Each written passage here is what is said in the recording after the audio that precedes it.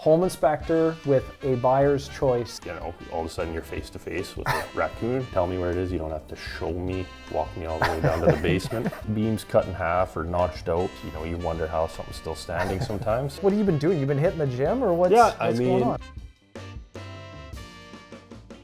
All right, we're back with another episode. Today, our very special guest is Austin Richter, home inspector with a buyer's choice home inspections. All right, so Austin, just why don't you tell us a little bit about how did you become a home inspector? Like, how are you qualified for that? So basically I kind of started my working career as, doing construction. So kind of a little bit of everything. Started out with, precast concrete, did a lot of roofing, kind of on and off throughout, probably 7 to 10 years. I've done a bunch of framing, insulation, so, had kind of some general knowledge in the construction field. I couldn't really decide which, trade I wanted to pursue or what I wanted to get, my tickets in. My cousin's a home inspector in Calgary. And that's kind of what led me to, gave me the idea of, hey, this is something I could, look into doing. So how long have you been a home inspector now? Just about 3.5 years now. Okay. Yeah. Right on. Yeah, and it's been great. Yeah. Yep. And definitely helps with a background in systems of building and roofing and all of that, right? Because for sure, you're giving people or buyers sometimes advice on how to fix things and remedies to problems, right? Exactly. Yeah. It's a benefit to know how things are, essentially put together, how, homes are built. Being part of the process is huge, right? You know what it looks like behind the drywall, behind the walls, Yeah. Well, I think as a realtor, it's a big benefit to have an inspector with some knowledge. I remember years ago, I had an inspector that had taken the home inspection course, but didn't have a background and didn't actually know what they were talking about, or wasn't able to give really any advice on, here's how you could fix that or remedy that. It was every time it was, you should consult a professional for this. And that, while I'm sure that you're conscious of liability when giving advice, but at the same time, to be able to say, here, you could just do this, right? Yep, exactly. So, we always have to refer to a qualified contractor, right? Yeah. But, it helps to kind of be able to give that little bit of insight into, as to how something can be addressed. But, in the end, it's we want to get that qualified contractor out here to make sure, things are done properly. So the company, a buyer's choice home inspections, where did that originate? How does that, who's all involved with that? And it's a Canada-wide franchise. It's actually expanding out into the States and elsewhere. But the franchise was started by a realtor who decided to become a home inspector, started the franchise, I believe over in Atlantic Canada. Okay. So, just throughout the years, it's expanded throughout Canada, and I think we're, up to a few hundred inspectors now, so Canada-wide. So, and your local franchise, you've got a team of inspectors that you work with. How many of you are on that team now? Yeah. So as of right now, we have 4. Okay. Brad, myself, James, and Steve. Yeah. We do have some additional inspectors that are, finishing up their training, schooling and whatnot. So, we're hoping to, be basically, entire Vancouver Island. Right. We're building. It's getting big. Well, that's good. Well, it's good. You're growing. You're on a path and taking over the island. That's right. Awesome. Yeah. Awesome. So, let's get into kind of a little bit more of the practical side of things, as far as doing inspections in Vancouver Island here. What are things that you see that are coming up most often, predominant problems with a lot of homes here? So I would say, the most common thing that we see is organic growth or mold, mildew in attic spaces. There's a number of causes. It's, more often due to lack of ventilation in the attic space. So, basically it's not breathing enough up there. Right. So, what's happening is we're getting condensation buildup on the underside of the sheathing. And over time, it turns into organic growth, mold, mildew. You know, I always tell people, like, we see it in, you know, if you do 10 inspections, you see it in, you know, 5 to 7 houses. Right. So it's very common. A lot of it has to do with just our humid environment out Yeah. here too on the island. So Well, people hear the word mold, and a lot of times they want to go running for the hills. Now, like, say when you do have, like, up in the attic, and you've got the black staining on the underside, and so there's clearly some growth up there. Yeah. Like, is it an actual? Did you find is it a hazard, or like health hazard, or is it more of, like, you know, just deterioration with moisture, or how do you guys see that? Because people hear mold and they just think that, oh, well, if it's in my attic, it's going to affect me living in my house. Is that usually the case, or like how? Like, where is so yeah, so I guess it kind of depends. Like, if it's super bad and it's, you know, we have, you know, a good amount up there, Yeah. you know, yeah, it could potentially be a hazard. It just kind of depends on what type of mold is growing as well, Okay. right? So, you know, most of the time out here, any remediation companies, you know, if they see that Yeah. discoloration up there, they basically just consider it, you know, mold or organic growth, Yeah. and remediate it Right. appropriately, right? So typically, what does the remediation involve? So I mean, for sure, we want to address, you know, the cause, right? Right, So, so- whether it's lack of ventilation, you know, increasing ventilation, Yeah. or sometimes, well, I shouldn't say sometimes, a lot of the times we have disconnected exhaust vents in the attic space. So your bathroom fans, your dryer vents, your kitchen exhaust vents, a lot of the times, you know, they're not connected properly. Yeah. And end up falling down into the attic space and goes unnoticed for an extended period of time. So it's blowing moist blowing air. humid air up there for sometimes years, and yeah, so I mean, you know, making sure those are secured properly, Yeah.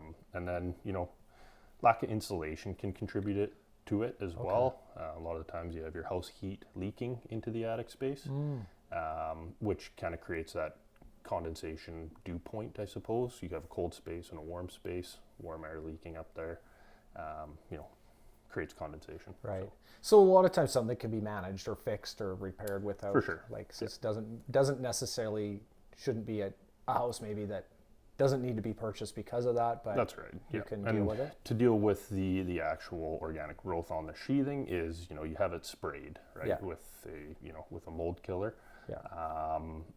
Yeah, it's, you know, and there's a bunch of different companies out here that deal Right. with it too, because it's so common. Yeah. So So is there one thing in all of the inspections that you've done, is there one inspection that you did or something you've seen that was just like really kind of blew you away, or is there most memorable moment of a certain inspection? Or I mean, there's a few for sure. Yeah. You know, like talking about the attic spaces, you know, I've gone up into a few actually where we have, you know, actual mushrooms growing in the really? attic space. oh geez. So things just got left, you know, got super out of hand, Right. went unnoticed for a long period of time, and yeah, so we've had you know, those. I've had numerous encounters with rodents in crawl spaces. Like what? So I mean, rats is a common one. Yeah. But in particular, raccoons. Oh really? Yeah, so it's one of those things, you kind of go down in there and, you know, all of a sudden you're face to face with a, you know, raccoon. Yeah. He's angry or she's angry because Yeah. you're in their house. Oh really? And it's one of those things, like, you know, they're very cute animals, but they can be very vicious. Yeah. So it's, yeah, get out of there quick is, yeah, the key. Yeah. Oh, that's funny. Have you ever come across like any secret rooms or like just weird stuff that you're like up and found? Or Yeah, so I mean, I didn't personally come across it, but I know one of our guys did an inspection on a place that had a tunnel to, I think it was an underground bunker. Oh wow. Or just a tunnel. I think Yeah. it might have been a tunnel underground to an additional property, maybe. Oh. So yeah, that's one of the things I've heard about. Huh. You know, I could look through all the photos on my phone, and Yeah. there's tons of stuff out there. Okay. Now, poly B is a big thing, right? Houses were built again generally in the 90s. It's the gray water lines. So, what's your advice? You're doing an inspection. The house has poly B. Like, as an inspector's point of view, what are like? Are we like we're failing the plumbing, or is it like where are we? I know it's insurance companies definitely don't like it. Yeah. are you actually seeing like that it is a major problem, or is it more of a problem because the insurance companies think it's a problem? So yeah, it's kind of a tough one there. You know, if it is installed with the plastic fittings, then for sure, you know, I've seen quite a few issues when it is installed with the plastic fittings. We don't see the plastic fittings often, but you know, most of the time when we, you know, are doing an inspection, we see poly B. Usually there honestly isn't any issues with it, Right. but because of, you know, the amount of issues that have come up throughout the years, it all comes down to an insurance thing, right? A lot of the times it's relatively easy to have it replaced if your house is on a crawl space, just like a single story rancher. Everything's accessible from underneath, right, for the most part. It gets a little bit more difficult when you have a 2-story home where, you know, you have a bathroom over here, rip bathroom things over apart. here. Yeah, exactly. So, yeah. And now another one, like, so electrical panels, like when we get this older, some of the, I know you've mentioned in some of the inspections we've done recently where it's an older panel or that's been discontinued, but we've got the wiring in the house is okay. Like where do buyers, like how can they make a decision, like where's the point of this is a problem, it needs to be replaced, versus this is something that's been discontinued, but it's not, like, is it a fire risk? Like, how do we, because that's a question that comes back a lot on our side, is like buyers are like, well, should I be concerned with this, or like, because there's a few different like types of panels. Yep. So I mean, with the Federal Pioneer stab lock panels. What year are we talking about, say, that they'd be installed? Yeah, so I mean, anywhere from, you know, early 60s, I think even late 50s, right up until like early 2000s, 2009, I think they stopped making them. Okay. Any electricians out there, feel free to correct. But yeah, so it's just one of those things, like the panels discontinued. A lot of the older ones have been known to have, you know, issues with failure to trip and whatnot. We rarely see issues with them, but it's one of those things, like, you know, a lot of the electricians are going to recommend it be replaced, right? Yeah. You know, the main things with the electrical is like knob and tube wiring. Yeah. That for sure, you know, needs to be disconnected, and, you know, you don't want to have live knob and tube in your home. Yeah. Another thing too is, like, you know, anything under 100 amp service is, you know, considered obsolete, right? Okay. With all the modern, you know, everybody's got a laptop, computer, phones, you know, any heat pumps and whatnot. Anything under 100 amps is, you know, not going to be sufficient for, you know, the demands of today. Right? Do you see, like, what about aluminum wiring versus copper? Like, if a house has aluminum wiring, is that like recommendation to have it replaced? Where does that fall in terms of like risk, or do you see it very often here? No, not often out here. I mean, you know, you do see it from time to time. The concern is the single strand aluminum wires used in the 70s. There's kind of ways to, you know, make it safe. So having, you know, copper pigtailed onto, you know, your outlets and your breaker connections and whatnot. It's tough to, you know, to rewire a whole house, you got to pull all the drywall. You know, so it can be super expensive to do a rewire, or, you know, there is that workaround with, you know, pigtailing copper. They have special connectors now too. And it's an insurance thing too, right? Yeah. All the insurance companies, you know, any 70s house that we inspect, that's always a question that they ask is, you know, is there aluminum wiring? Yeah. So. Okay. All right. So I ask a different question now. So you've done a home inspection on a house, and maybe those buyers don't end up going ahead with the purchase. So we've got an inspection report on a home, and it comes up sometimes, like, now, sometimes those buyers, the original ones, will try to sell it to the next buyers. Right. Yeah. How does that work? Like, what's your take on that? Is this, do you care, or is there a proper way to do it? Like, who owns the report? Right. So technically, you know, the client that we did the inspection for owns the report, right? So now it's again kind of one of those little kind of weird areas where like a lot of the times we don't even know that it's been that sold happens, or yeah. that it's been sent to somebody else. Yeah. You know, the main thing is like we want to know, right? Right, So, okay. because we don't want to get that random call, you know, 2 years later where somebody's purchased or gotten an inspection report. Yeah. That, and, you know, we didn't do the inspection for these people. Do you offer service like if there was you did an inspection on a house, those people didn't move forward, now we got buyers number 2, and if we call you with buyers number 2, rather than going back and doing a whole new inspection, is that something that you'd come back and maybe go over the report with them for there'd be a fee for doing that for sure. some time and Yep. So we offer, you know, a fee, and we offer a walkthrough, right, with the buyer or the report buyer. So we'll come back to the house, we'll go through the house, we'll do essentially our walkthrough with them. Yeah. And just, you know, the main thing is we want to make sure everything's understood, you know, with the report and the house, and, you know, just sometimes just reading a report, depending on, you know. And then there's like, because there's some coverages as well that you guys provide, like moving forward, right? And I guess if someone bought it, paid half price to their first buyer, and you guys weren't involved, they wouldn't have any of those protections as well, right? Well, yeah. So I mean, we don't offer any warranties or anything, but you know, we do have errors and omissions liability insurance. So it's one of those things where, like, you know, if the report is being transferred over, you know, it's good to, you know, at least us know about it, be a part of it, and be able to, you know, offer that walkthrough, as well as, you know, if names need to be adjusted on reports, you know, this is all for a fee as well. Yeah. So. And then, like a lot of times too, I mean, people get the report and they're, say, insurance company. You've got insurance summary on there, which is nice, right? A lot of those questions that the insurance company will ask, so that's all included. Yeah.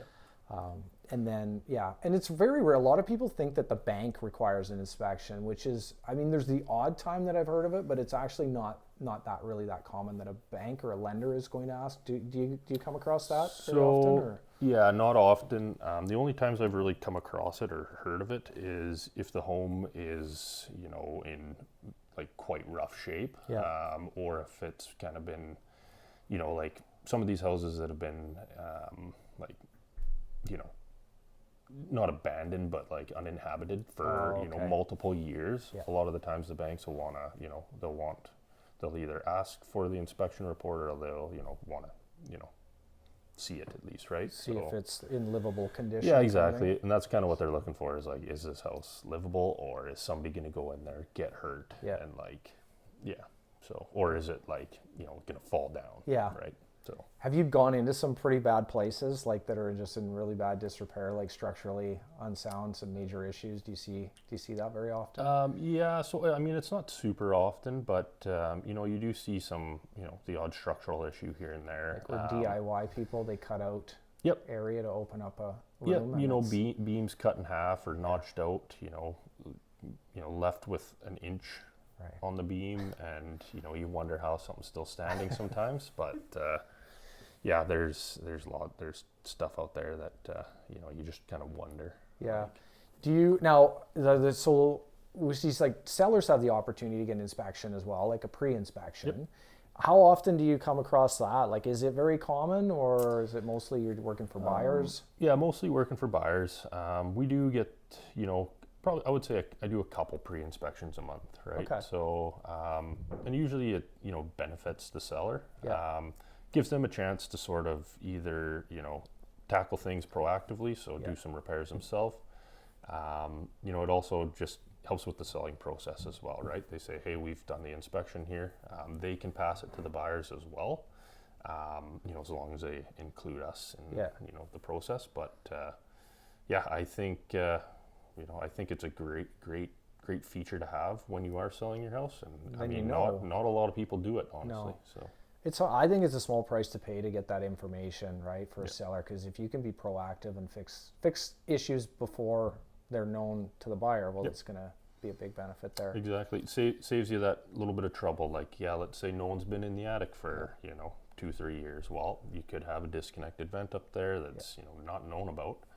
And yeah, I mean, it's just one less thing to have to worry about in the process. Do you ever come across, say, I know ideally when you're doing an inspection, you want to be there by yourself, nobody around. Do you get those sellers that are kind of hanging around and trying to influence your inspection? Yeah, I mean, you get the odd person. It's not super common. Most people are pretty good, but you know, you get the odd person that, you know, kind of, you know, I wouldn't say follows you around, but is, you know, kind of peeking around corners and what's he looking at, and they always want to explain everything to you, right? And a lot of the times we're limited on time. So for us to, you know, spend 15, 20 minutes at the start of an inspection, getting a walkthrough from the seller, it's just, you know, we've done so many that it's just one of those things like, we're okay. Just we'll find the electrical panel, you know. You've seen enough. Yeah, exactly. Like, you know, and it doesn't hurt too when you show up, like, hey, just ask a couple general questions. Where's the panel? Where's the water heater? You can just tell me where it is. You don't have to show me, walk me all the way down to the basement. And give you their whole tour. So the way that you're presenting information to buyers, I feel like you have a good way of presenting it so it's easily understood of exactly what they're dealing with, rather than really trying to not blow things out of proportion, but to make bigger issues out of things that can be dealt with, versus, because a lot of these buyers, they just don't know. And so I think a part of it is your personality style. You're calm and you're not like freaking people out, right? So that helps. I appreciate that, being on, whether on the buyer side or the seller side, is the way that the information's presented, and even the way that your reports are created. It's really easy to understand, and like the photos, like you say, pictures worth 1,000 words. You take, like, how many photos are you taking in a typical inspection? I know you just said you had 200,000 photos on your phone. Yeah, well, that's just in the past couple of years, but so I mean, it's hard to say. It's different for every house, right? You know, if you're doing an acreage, you're probably taking 200-300 photos, right? So, you know, your average house, it's usually about 100 or so, a couple hundred sometimes. So. The pictures are really useful. Is there something, like, say if you're like, okay, I wish sellers knew this before we do an inspection, something to pass along just in terms of a seller being prepared for the inspection? I guess, like, it's just more so like simple things, like clean your gutters before, you know, your inspection, right? Like, it's something that, you know, it's simple to do, whether you hire somebody, just general maintenance and stuff too. But I mean, as for, like, before we actually enter the property, you know, like, move the stuff from in front of the closet. For sure. Like, you know, if the attic hatch is up in the corner of a closet, at least move a couple, you know, move some of the jackets and shirts out of the way. You know, ideally you pull everything out of there and we have full access to it. But that's a big one. Just access in general. Right? You know, we don't want a big cabinet in front of an electrical panel. Right. You know, really, we're not supposed to be moving stuff. So sometimes it can, you know, create it's a bit of a hiccup sometimes. Because you can only, you kind of got to work with what you've got, right? You're not moving furniture all over and, that's right. And that. Yeah. What's one of the, like, if you were a buyer, or say you got new buyers, they're kind of inexperienced, what's something that you would want to share with them, say, about the inspection process, just to either to prepare them, or what is an inspection versus what is it not? Like, what can you say there, say, if you were talking to a first-time buyer? Yeah, so, I mean, a big thing that comes up is, like, so as a home inspector or a, you know, property inspector, we're not actually code inspectors. So we're not, you know, obviously we have some general knowledge on codes and whatnot, but the home inspection is not a code compliance inspection. So, you know, we're not, pulling out the code books and, you know, making sure everything's compliant. Codes change every month. We'd have to know everything about everything, and it's just, So, well, this is going to lead into my Walper Wisdom. But so last time we were at a home inspection, and you were up in the attic, and you were talking about you'd put on some weight, like, and not the, and the good weight though. And I was like, what did you? And then, but like, what have you been doing? You've been hitting the gym, or what's going on? When I can. We're super busy, so, you know, your day off, you try to, you know, still stay active, go to the gym, you know, ride the bike, do, stay healthy, right? Yeah. Life can't be all work, so. So have you been into like working out for a long time? Yeah, I mean, like I played sports growing up, lots of hockey, worked out. It's just kind of been part of my life throughout the years. And, when I first started this, there wasn't much time for, gym, activities, working out, whatever. So that's a priority in your So it's something life now? that's recently become a priority again, I guess. Well, that's I think it's important, So you feel better? Like does it make a difference in your days? Because you put in long days. For sure, right? yeah. And it's kind of so go. It just helps with, I think, you feel less tired when you exercise. In general, you feel healthier. So, and I find too, like, if I do have that long day, and if I can squeeze in 20-minute bike ride or a quick run or whatever, I sleep like. Oh yeah, like, makes a difference, eh? Okay. Yeah. My Walper wisdom this week is, don't just be a participant in life, like compete, right? Go out there, go after it, and operate at that high level, right? Yeah. It makes a difference. Have the energy, the knowledge, that makes a big difference. Do you have any wisdom that you would like to share? Some Richter wisdom? Yeah. So I guess when it comes to homes and stuff, like maintenance is key, right? Maintain your house, clean your gutters. We see so many homes that just kind of, end up getting neglected, or even just those small maintenance items can turn into big things over the long run. My personal, I guess, wisdom point would be, just like work hard. Anyone that works hard ends up being successful. So that's my And it's usually harder than we think. For sure, right? yeah. Okay, well, I appreciate you coming and sharing your knowledge. I've always enjoyed working together with you. And hopefully we both have lots of success moving forward. But yeah, again, appreciate it. Anybody that has any questions, you need a great home inspector, reach out to Austin Richter. The best thing, so booking inspection, you guys do that online now? Yep. That's the best option, right? You can go right onto your website. You bet, yep. So Buyer's Choice /Nanaimo, book online. You can book with all four of us at the moment. So myself, Brad, James, or Steve. You can call me, we have an office number as well. All of our information is available online. So that's kind of the best, that's the landing page to visit. So. Okay, well, you heard it there. Austin Richter, awesome home inspector, great guy. And so thanks for being here. And yeah. Thanks for having me. Yeah, okay. Been a pleasure. It's right a great little studio here. It's awesome. Okay, that's it. Awesome.